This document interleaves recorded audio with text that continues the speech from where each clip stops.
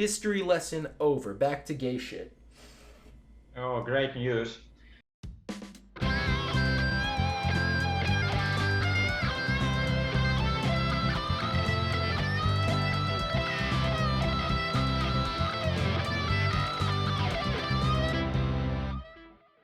Hello, welcome back to another episode of English Lesson Live. I'm your host, Brian. Today I am back with Russia's most notorious homosexual and my Russian teacher, Alexey. Alexey, thank you for coming back. Hello, and thank you that you have introduced me. Introduced me. Okay. Yeah, something So, like that. stupid English. Okay. Today, really, I have a lot of problems with English questions. So it's difficult to make them because the Russian language is difficult, not so difficult in this topic, because, for example, maybe you are an English teacher, and Something like maybe that. you know, yeah. Maybe you know problems, more common problems that have foreign students. Oh, I know. Yes. So I do know about a lot of the problems that non-native speakers have, particularly Russian speakers, because most of my students for the past 5 years have been Russian speakers. And yeah, with forming questions tends to be a big problem. So today, I know that you've come prepared with a lot of questions about questions. You were telling me earlier. So in Russian, you just form questions with intonation. Ты говоришь по-русски? Ты говоришь по-русски? You're gonna go up on that verb in order to form the question, and we can actually do this in English too. I could say, "You speak Russian," period, or I could say, "You speak Russian." You speak Russian, okay. And when I go up on my intonation here, the meaning of this question is like I'm surprised by this information. You speak Russian? Okay. But if I want to ask just for information, then I'm going to use the modal. Do you speak Russian? Okay. Now, however, I can ask this more informally. I can also omit the modal here too. I can say more casually, "You speak Russian?" And now listen to the difference in how I'm saying this here. Okay. You speak Russian? I'm surprised. And you speak Russian? I'm asking for Okay. information. Okay, yeah, I can hear it. There is a difference. Yeah, so you've got to pay close attention to that information or to that intonation in order to get what kind of question it is. But you'll typically always get it by the context when you're in a conversation. So yeah, naturally we do form questions with modals. What it's called a transformation in syntactic grammar. You start out with something like the base form, "You speak Russian," and we add. Okay. Yeah. Well, so you add in this modal "do." That this modal here, "do speak," is kind of implicitly present, whether we leave it in or we leave it out, in what's called a deep structure of the syntax. This "do" is implicitly present, and if I actually speak the "do," "you do speak Russian," then it has this meaning like different from what somebody else says. Someone says "you don't," I say "you do." And when we want to form that question, we perform what's called a syntactic transformation. It just means, in this case, moving the modal here. So modal comes to the front of the sentence. That's easy, and I think most people out there know how to do this. But you had some other problems with questions. What were those? Oh, right now I have other question. For example, if we talk about past, did you speak Russian? Mm-hmm. Did you speak Russian in past? But can I ask you, for example, did not you speak Russian with negative? Yes, you can. This did not you speak Russian? The way you would probably say it would be didn't. Didn't you speak Russian? If I would only say it without the contraction, if I wanted to be, I don't know, if I wanted to sound kind of bitchy, like did not you speak Russian? I would probably never say it that way. I'd say, yeah, didn't you speak Russian in the past? I thought that you did, but I'm not sure if it's true. So I'm asking for confirmation. Okay, but okay, we can ask about other thing. Okay, but I wanted to say about did not you have a cat, for example? Did not Yeah, but just say, didn't you? Didn't you have a cat? Uh, didn't you have a cat? Didn't you used to have a cat? I thought you used to have a cat. Didn't you have a cat? Pronounce that for me. So, Say didn't you? Didn't you? didn't you? Yeah, when you have these ty sound mashed up against each other, that y combined together is going to sound like this affricate sound, this ch ch ch. We talked about affricates in our last Russian lesson. These ch and zh sounds. Didn't you? Didn't you have a cat?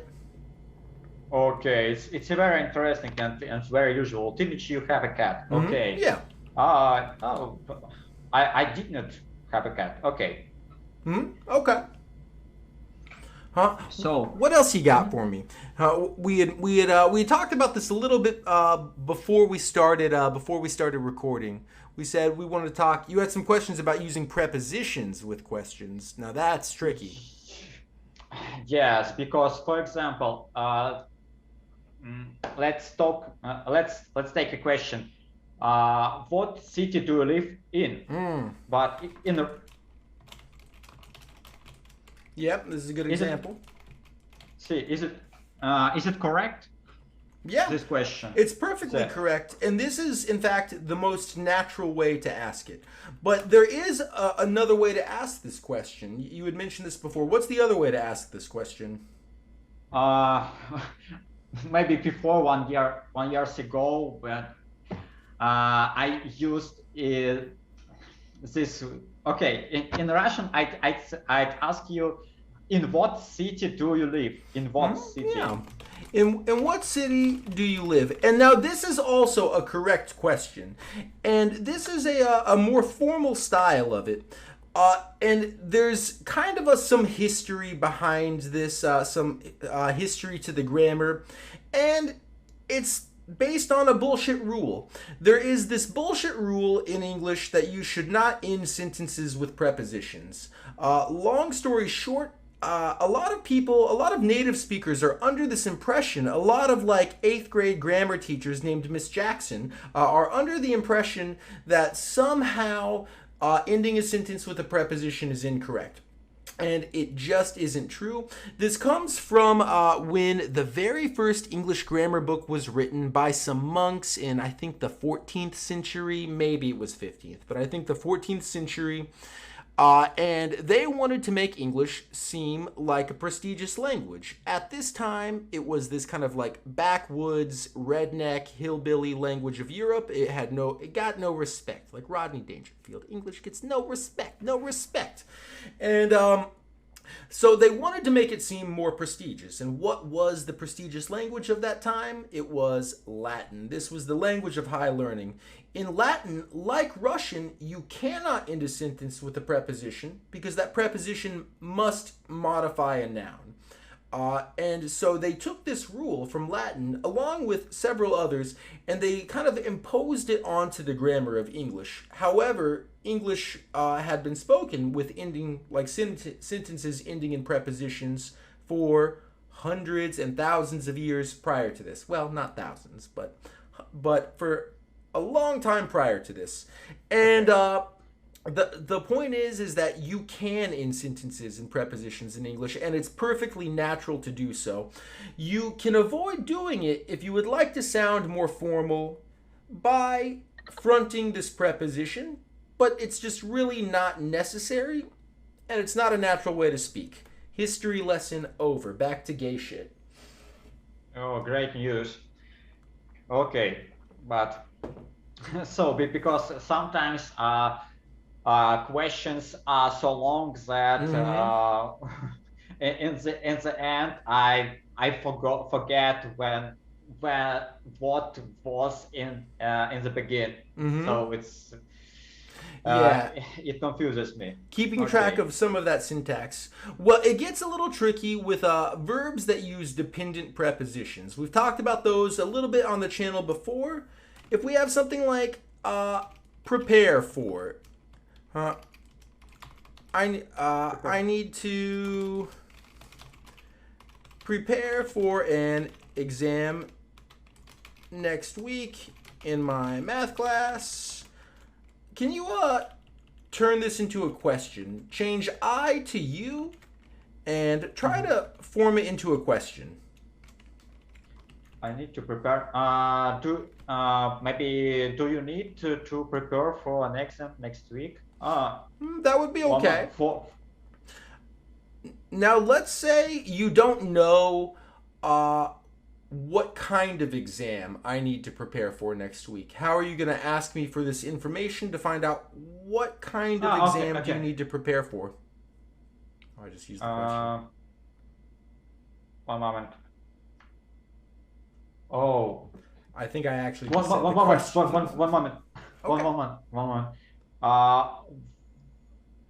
What do you need?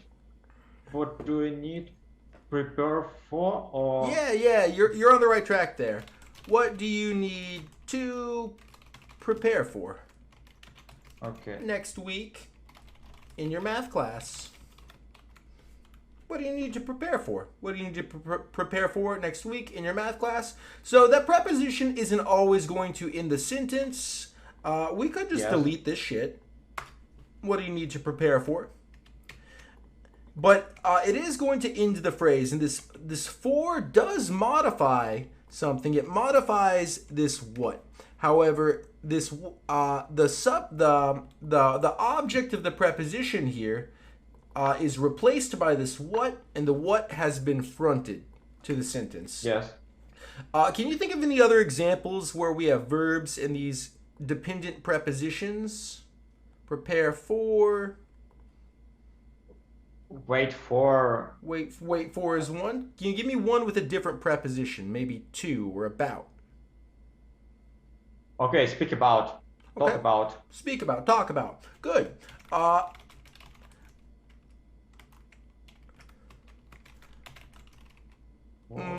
let me do it. He is going to speak about. Oh, it's interesting.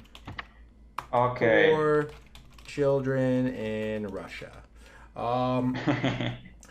Okay, but now I want to know the topic of this. What is the topic of his talk today? So okay. How are you going to get this information from me?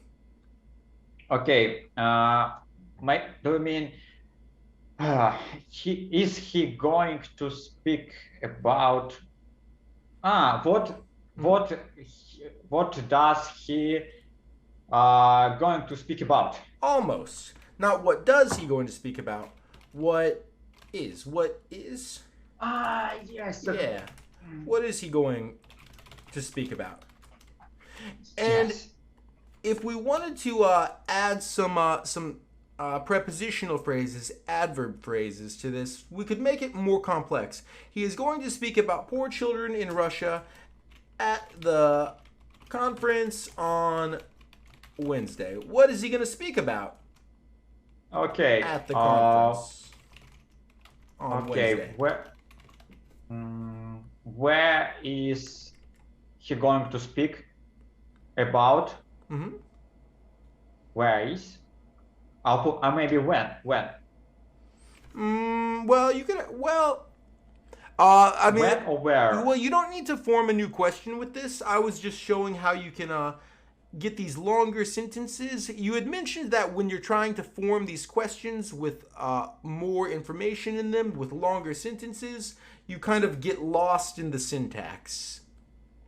Okay, answer will be yes or no. Answer. This question, what is he going to speak about at the conference on Wednesday? The answer is poor children in Russia.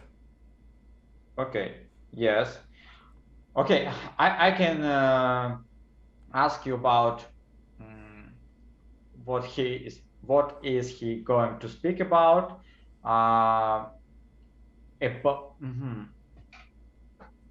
One moment, about poor children in Russian. Use that brain power. Maybe who is he going to speak about? Maybe a who? It could be a who. If he's going to talk about a person, who is he going to speak about? He's going to speak about you. Who is he going to speak about? This is right. I think you're overthinking this, though. You're thinking too hard about it. All this is really about ending the sentence with preposition or ending this phrase with a preposition. And we've got it. So I think you're thinking that there's more to this than there is, but that's it. There's no more here. Okay. So moving on. So about indirect questions, or often called reported questions. I just don't like the term reported question. I refer to them as indirect questions because that's how I learned it, blah, blah, blah. But so your indirect questions or reported questions. Now, these are a bitch for Russians. What do I mean by an indirect question?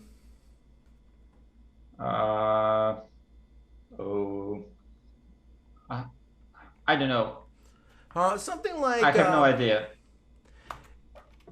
He asked me, where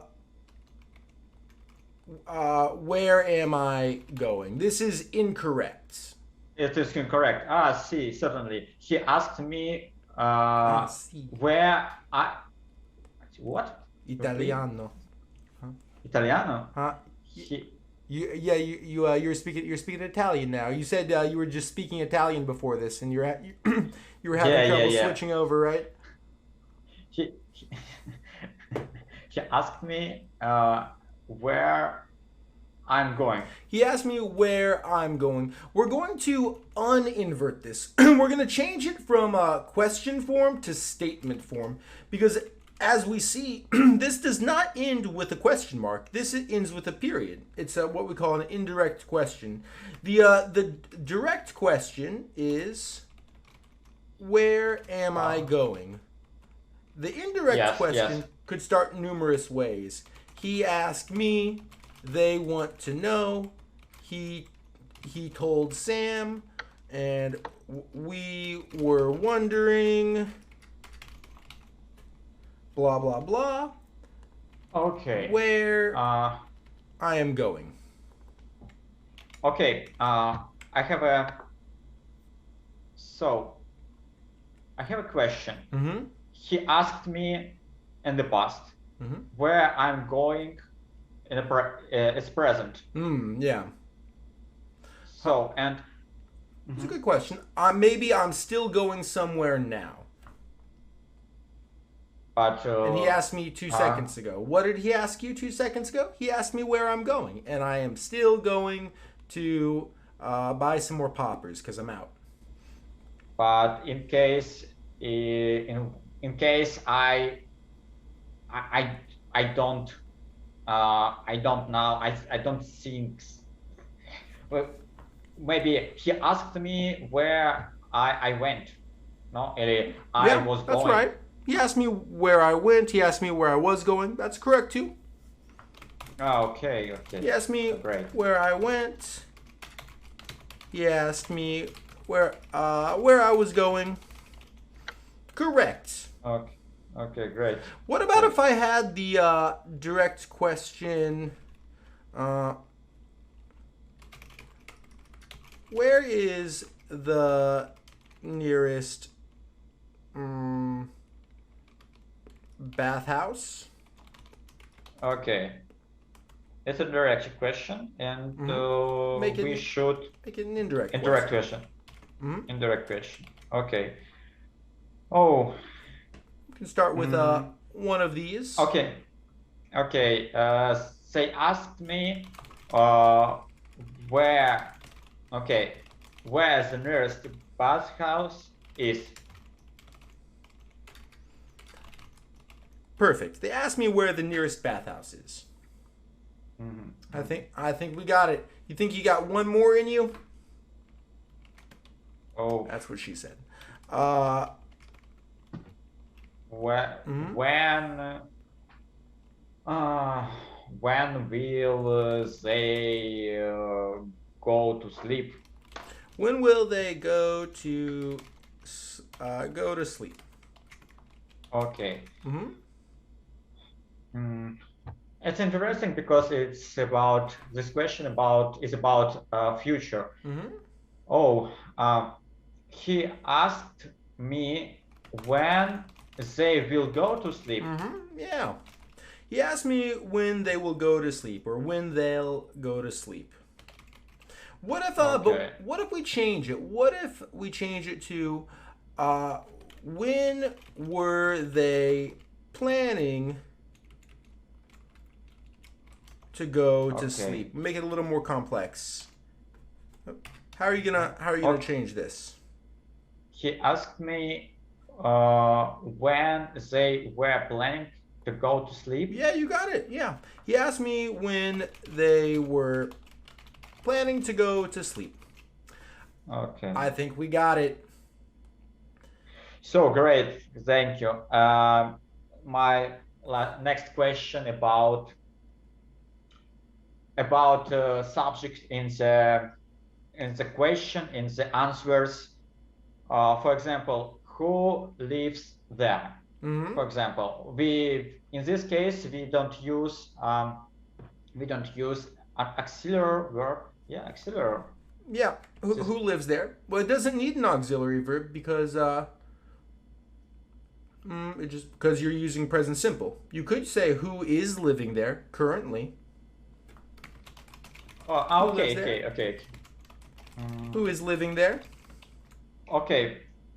Maybe what happened? Maybe other question. Who did it? Who did it? Who did it? Who did it? Who did it? Who farted? I want to know. Questions like these. So it seems easy, but sometimes it's difficult because you know that before I made a question what it means instead of what does it mean. Yeah, I hear that a lot. You know what it means, what that means, but you do have to ask this with an auxiliary. What does it mean? Okay. The second is correct. But what it means? Yeah. So this is incorrect. So I'm sorry for this question. You could probably find this in maybe in some dialectal English. So it's I don't want to say that it's impossible to find it. You could find it in dialectal American English, I think, but you won't find this in standard English. It won't be considered correct. But I always put finger quotes around that word correct when we talk about language. It's often a matter of argument, not a matter of fact. But I think that is going to about wrap it up because I know no one is watching at this point. But Alexey, I want to thank you again for returning to the channel. It is surprising that anyone would ever return for any reason, but yet you have, and you continue to accept my Russian lessons, which is also surprising. So great. Thank you for this class. Really, I I have a lot of other questions, but so maybe other is if this video will be popular, we might be popular. Huh? Yeah, but not if it will be popular. So if it is popular, it's type 1 conditional. We're going to do type 1 conditionals next time. So yeah, we continue next time. We're going to continue next time. Alex, it's been a pleasure. Thank you for being here. If you like this video, if you have questions about questions, please let me know in the comments below. Like and subscribe and all that jazz. This has been another episode of English Lesson Live, and bye.